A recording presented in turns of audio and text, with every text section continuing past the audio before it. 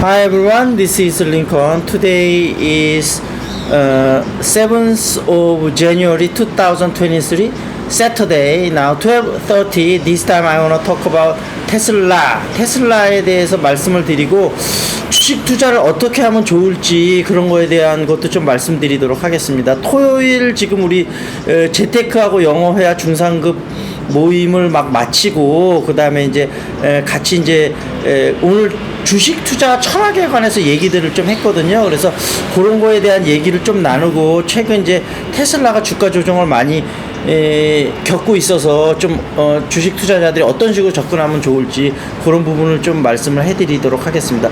오늘 오늘 그 주식 투자에 대한 이야기를 하면서 괜찮아요. 제가 잡고 있을게.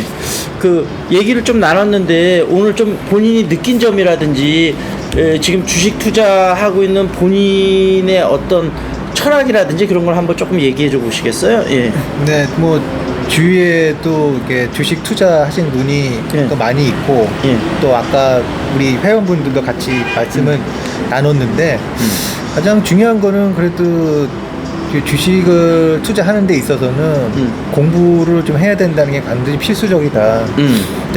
특히 이제 기업에 대한 공부, 어떤 업황에 대한 공부가 좀 우선적으로 좀 많이 돼야 될 것 같고 또 기본적 또한 차트에 대한 그 나오는 차트에 대한 이해력, 심리 그런 거를 좀 해석하는 능력도 약간 필요하다고 생각합니다. 그래서 뭐 공부를 더 해야 된다고 저는 생각을 좀 하고 있는 상황입니다. 특히 개인은 기관하고 외인에 비해서 시간이나 어떤 정보가 굉장히 많이 부족하기 때문에 이러한 어떤 공부, 기업에 대한 공부, 그다음에 차트에 대한 공부가 저는 좀 반드시 좀 필연적이다. 이게 아니면 그 사람들하고 싸우는 데 있어서 시장에 싸우는 데 있어서는 절대적으로 불리하다. 그나마 우리가 할 수 있는 부분인 한 그 정도 부분이 아닐까라는 생각이 좀 들었습니다. 그러면 본인이 예를 들면 두 가지로 나눠서 이제 조금 있다가는 차트를 본인이 어떻게 나름대로 중요하게 생각하는 부분 얘기를 해주시고 그 전에 먼저 차트 외의 쪽에 기업의 펀더멘탈이나 이런 거에 대한 공부는 어떤 식으로 본인은 하고 계세요? 기본적으로는 재무제표를 보고는 있습니다. 매출의 과거 3년에 대한 뭐 매출, 영업이익, 당기 수익의 흐름이 어떻게 되는지, 또 최근에 들어서 공시자료에 어떤 뭐 최신 기술이 어떤 게 있는지, 혹은 거기에 보면 수주잔고라는 게 있잖아요. 수주잔고를 통해서 과연 이 회사의 매출액이 어느 정도 될 것인지를 좀 예상할 수 있는 부분이 있고요.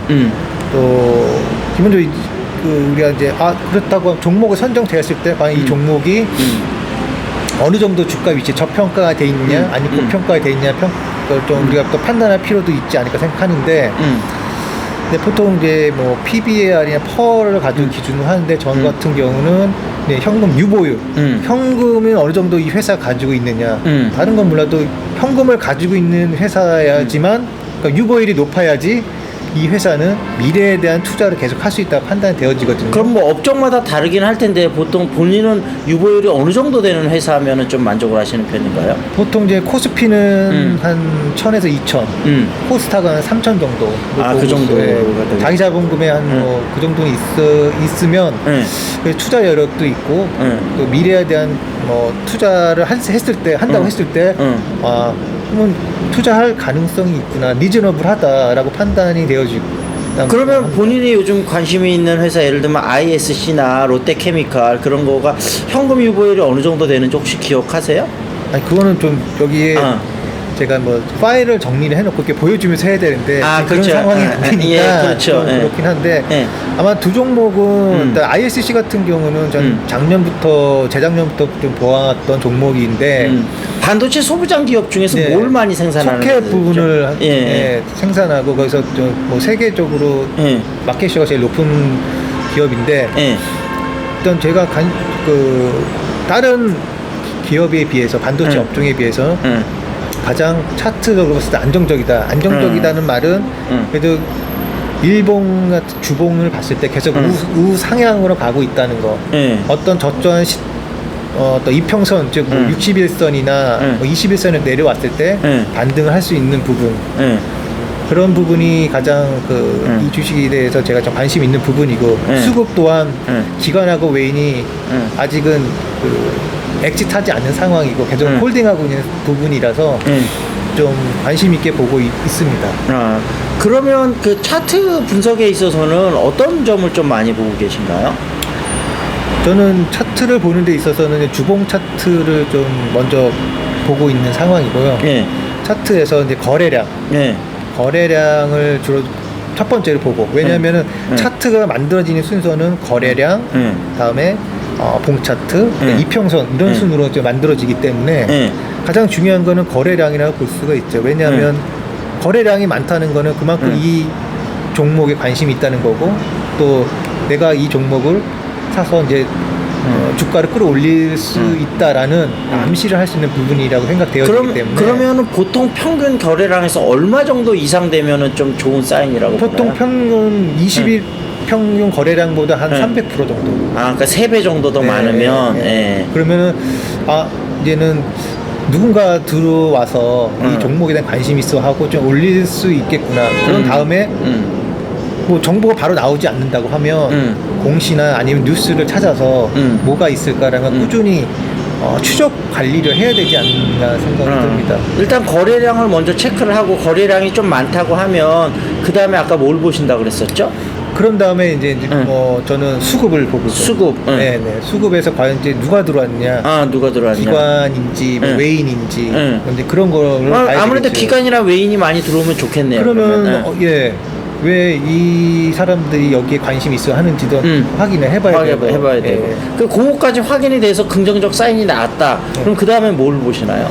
그 다음에는 이제 주가량이 계속 또 올라가진 않습니다. 그렇죠. 주가는 한번 또 이제 밀릴 수 있는 상황이고 또 흔히들 말하는 이제 거래량이 줄어들면 주가는 좀 약간씩 뭐 빠질 수 있는 습성이 있기 때문에 그럴 때 한번 계속 이제 관심 있게 좀 보고 있다가 다시 이제 반등할 기회를 찾아서 흔히 말하는 쌍바닥에서 산다는 거잖아요. 그 부분에 있어서는 저희가 다시 올라갈 수 한다는 그 시점에 이제 매수의 전략을 세워서 우리가 이제 들어간다고 들어가는 전략을 세운다고 하면 그나마 좀 확률적으로 실패할 확률이 좀 줄어들지 않을까 생각하고 있습니다.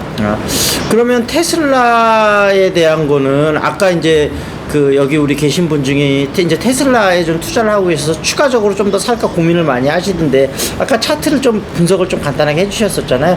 테슬라 차트를 보면서 조금 코멘트를 주신다면 어떤 의견을 좀 주실 수 있으세요?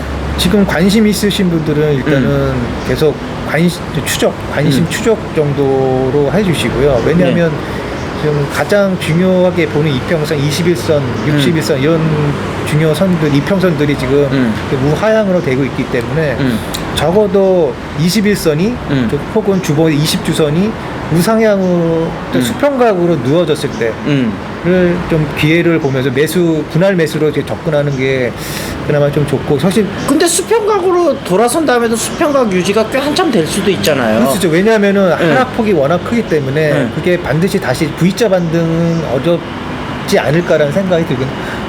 그러면 만약에 본인이 투자한다면 수평각으로 돌아서면 그래도 분할 매수에 좀 들어가시겠어요? 아니면 수평각에서 다시 상승으로 방향을 틀어야만 들어가시겠어요? 어떻게 하시겠어요? 상승으로 들어갔을 때 갈 것 같아요. 왜냐하면 워낙 그 하락폭이 컸기 때문에 지금 또 매크로 이슈라든지 주요 환경이 그게 노롭지 않기 때문에 과연 수평각으로 했던 거에서 이게 과연 또 올라갈 수 있을까라는 게 솔직히 시간이 좀 걸릴 수도 있다. 될 수 있는 상황이죠. 그럼 본인 자신은 테슬라라는 회사가 중장기적으로 볼 때는 경쟁력이 어떻다고 보고 계세요? 아무래도 전기차 업체에서는 가장 먼저 했던 업체고 그 이외에 이제 또 전기차 이외에 또 다른 모멘텀을 가지고 할 수 있다고 생각이 들어요. 아까 그때 저번 주에 말씀하신 것처럼 뭐 자율주행이라든지 어떤 그 다른 모멘텀을 할 수 있는 그런 가능성이 크기 때문에 뭐 중장기적으로 봤을 때는 그러니까 회사의 펀더멘탈이죠. 펀더멘탈은 뭐 크게 나빠지지 않을 거라고 생각이 되죠. 그럼 정리를 하자면 테슬라는 어찌됐든 당분간은 조금 기다려보자. 그래서 조금 기다렸다가 최소한 수평각이거나 조금 위로 올라가는 21선이나 61선 이평선이 그런 모습을 보일 네. 때쯤에는 한번 생각해보자 이런 말씀으로 생각을 하면 되겠네요. 차트의 관점에서는 차트의 관점에서는 그렇고, 예. 근데 저점을 형성하는 거는 결국은 큰 손들, 돈이 많이 있는 기관들이 와서 만드는 자리이기 때문에 근데 그런 것들을 좀 한번 눈여겨봐야 되지 않을까 생각이 들죠. 그러면 올해 주식 시장은 전반적으로 좀 어떨 거라고 본인 그냥 개인적인 생각은 어떠세요? 저는 뭐 일반 개미 투자자이기 때문에 솔직히 네. 뭐라고 얘기는 못 하겠어요. 네. 이게 이것도 아니다. 네. 그래서 이제 저는 큰 그림보다는 그래도 작은 이런 기업들을 뭐 아무리 매크로 이슈가 와서 떨어지면 다 떨어지는 거기 때문에 내가 믿고 있는 어떤 기업이 이거는 또 믿고 확신을 한다고 하면은 저는 그걸 계속 뭐라 그럴까 관찰 추적하면서 정말 내가 생각하건 기준에 들어오는 그 매수 포인트가 들어온다고 하면은 분할 매수로 들어갈 것 같아요. 그럼 개인적으로 좀 더 관심을 가는 섹터나 그런 인더스트리가 좀 있으신가요? 지금은 좀 많이 빠져 있는 2차 전지 쪽 좀 저는 개인적으로 좀 보고 있는 상황이에요. 2차 전지 중에서는 혹시 관심을 갖고 있는 회사가 있으신가요? 어떤 거? 지금은 하나기술 또 굉장히 많이 빠져 있는 상황인데 하나기술하고 또 하나 있는 제가 종목 이름을 기억이 안 납니다. 그럼 다음에 그건 알려주시고 아무래도 2차 전지가 계속적으로 성장할 산업이기는 분명한데 물론 작년에 많이 빠졌지만 그동안 많이 올랐었기 때문에 밸류에이션 부담이 아직까지는 있긴 한데 그동안 조정을 많이 받았기 때문에 또 올해 매크로 이슈가 물론 경기 침체는 옵니다만 그 경기 침체가 된다고 확신이 되면 여러 가지 정부에서도 대책이 나올 거기 때문에 정부의 대책들이 나오고 이런다면 아무래도 주가는 뭐 6개월에서 1년 선행하기 때문에 아무래도 조금 움직일 가능성도 우리가 있다고 봐야 되겠네요. 네, 그렇습니다. 그러면은 어찌됐든 여러분들이 종목 중심으로 잘 살펴보시면서 매크로 이슈도 체크를 하시면서 본인이 본격적으로 투자할 종목이 무엇인지 충분히 공부를 하시면서 조금 타이밍을 기다려 보시면 좋지 않을까 생각이 되네요. 예, 그렇습니다. 예, 알겠습니다. 그러면 다음에 또 뵙기로 하겠습니다. 네, 감사합니다. 오늘 말씀 감사합니다. 네, 고맙습니다. 예.